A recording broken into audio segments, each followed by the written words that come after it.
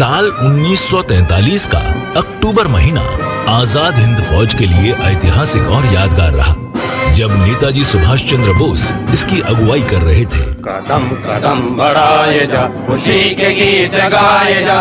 21 अक्टूबर को आजाद हिंद की अस्थायी सरकार की घोषणा हुई थी। सिंगापुर में स्थापित हुई इस सरकार में 5 मंत्री तो थे ही, साथ ही आजाद हिंद फौज के 8 प्रतिनिधि और 8 नागरिक सलाहकार भी शामिल थे, जबकि नेताजी इनके प्रमुख बने और साथ ही प्रधानमंत्री और युद्ध और विदेश मामलों के मंत्री का महत्वपूर्ण जिम्मा भी उन्हीं के पास था। इन सभी के अलावा सरकार में 4 और मंत्री थे।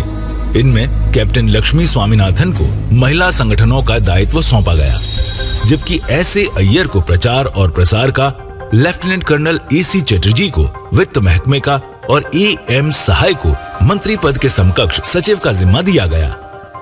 इस अस्थायी सरकार की घोषणा के 2 दिन बाद ही 23 अक्टूबर को जापान सरकार ने भी इसे मान्यता देने की घोषणा कर दी। इसके बाद तो जैसे मान्यता देने वाले देशों के द्वार खुलते चले गए।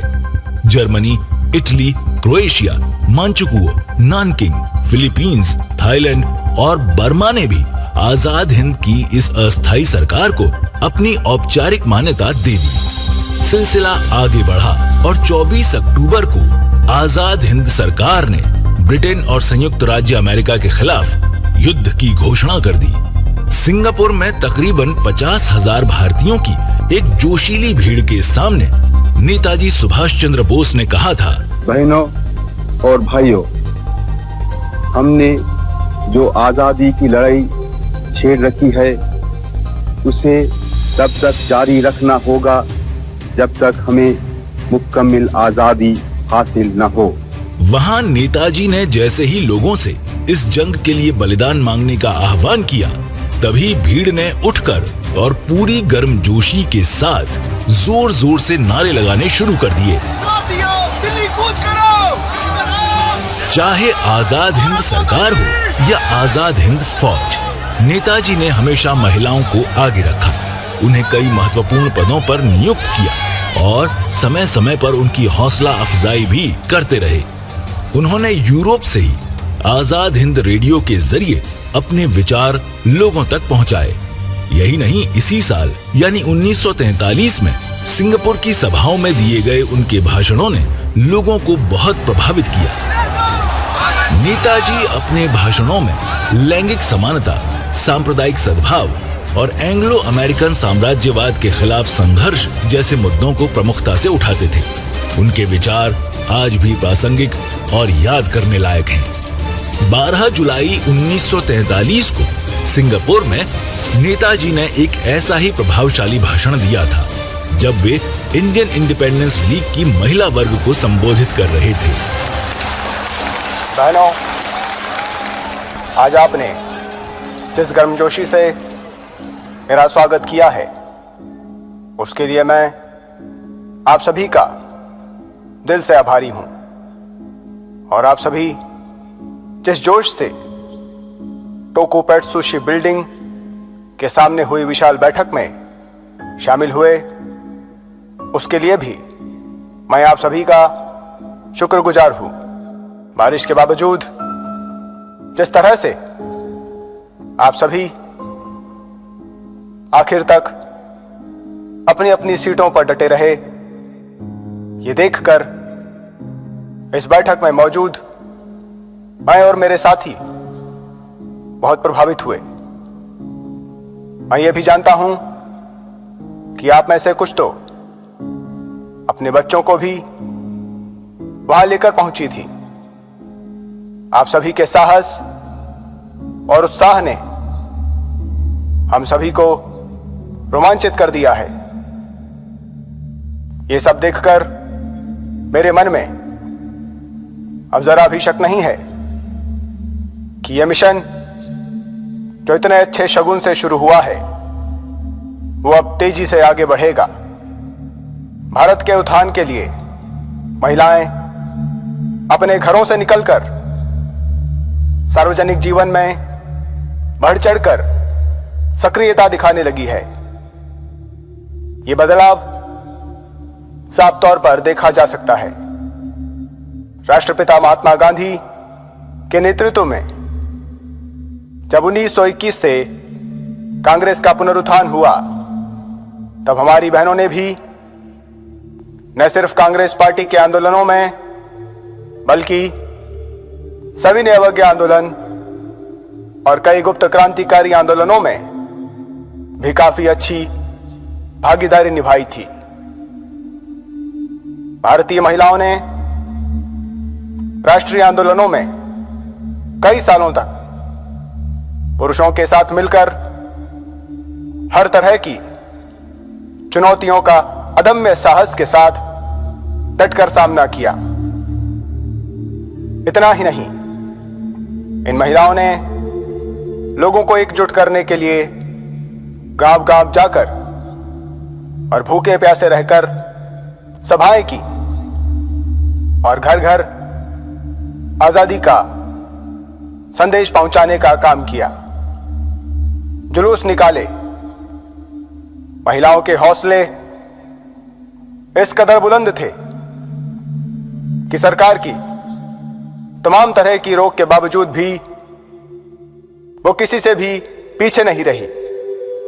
यहां तक कि ब्रिटिश पुलिस के लाठीचार्ज का सामना किया, जेल गईं, जहां उन्होंने अनेक अपमान और यातनाएं सही। इतना ही नहीं, हमारी इन वीर बहनों ने कई गुप्त क्रांतिकारी गतिविधियों में बढ़ चढ़कर हिस्सा लिया और दिखा दिया कि जहां जरूरत हो तो अपने भाइयों का साथ देने के लिए वो भी गोली बंदूक चलाने से पीछे नहीं हटेंगी। इसलिए मेरी बहनों, आपको आने वाले संघर्षों में भी साझेदारी करनी चाहिए। आप बहुत तरह से भागीदारी कर सकती हैं। नारी के भीतर तो विशेष योग्यता होती है, खासकर कुछ क्षेत्रों में काम करने की। मसलन आप अस्पतालों में अपनी सेवाएं दे सकती हैं। अब जब हमारा सैन्य अभियान शुरू हो चुका है, तो कौन हमारे घायल सैनिकों की देखभाल करेगा?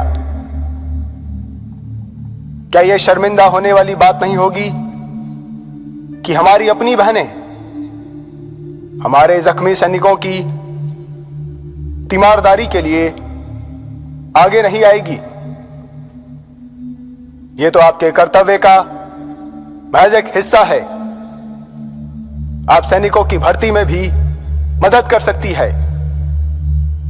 आप आर्थिक सहायता जुटाने और जरूरत की सामग्री इकट्ठा करने में साथ दे सकती है और कभी कभी आवश्यकता पड़ने पर आप युद्ध भी लड़ सकती है।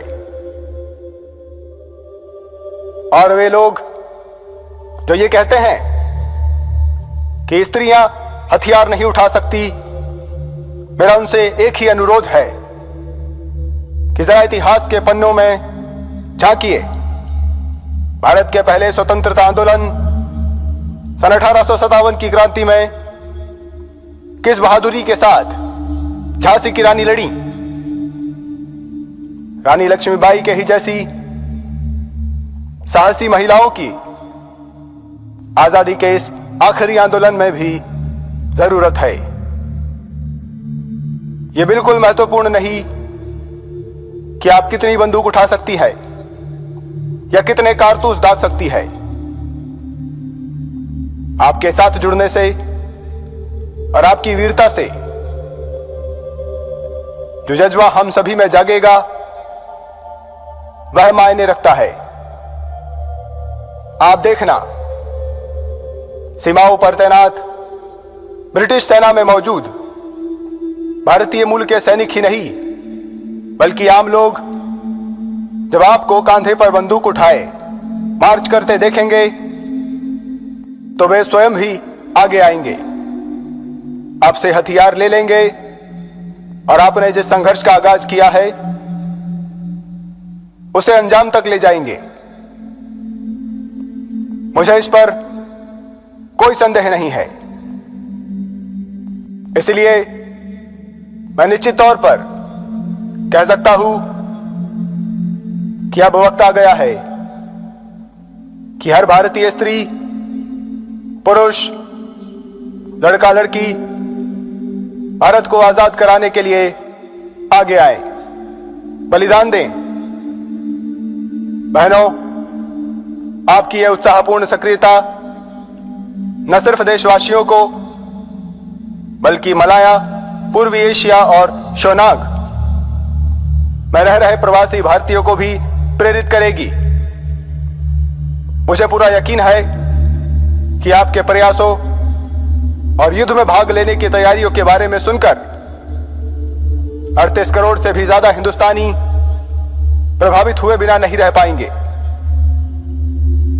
मैं कामना करता हूं कि आपके प्रयत्न सफलता ही लेकर आए। आपका काम ठीक वैसा ही है जैसा हमारा है। इस एक समान कार्य में, इस संघर्ष में, इस पीड़ा और त्याग में हम सब, स्त्री पुरुष, लड़का लड़की, अमीर गरीब या युवा वृद्ध के भेदभाव के बिना कंधे से कंधा मिलाकर खड़े हों। आजादी के लिए ये आखिरी संघर्ष शुरू करें और प्रयास करें कि भारत की आजादी का दिन जल्दी से जल्दी आए। मैं एक बार फिर आज आपके वक्त के लिए और इस दिन की बैठक में इतनी उत्साहित भागीदारी निभाने के लिए धन्यवाद करता हूं। आज इस लक्ष्य को लेकर मुझसे मिले उसका भी शुक्रिया। मैं दुआ करता हूं कि मातृभूमि की आजादी के लिए आपकी क्रियाशीलता अंत में विजय लेकर आए। अपने बोलों के पक्के और सच्चे नेताजी ने आजाद हिंद फौज में रानी झांसी रेजिमेंट बनाई, जिसमें महिलाओं ने बढ़ चढ़कर हिस्सा लिया और वे अदम्य साहस और दृढ़ निश्चय के साथ भारत की स्वतंत्रता के वास्ते लड़ी। जय हिंद। जरा याद करो कुर्बान।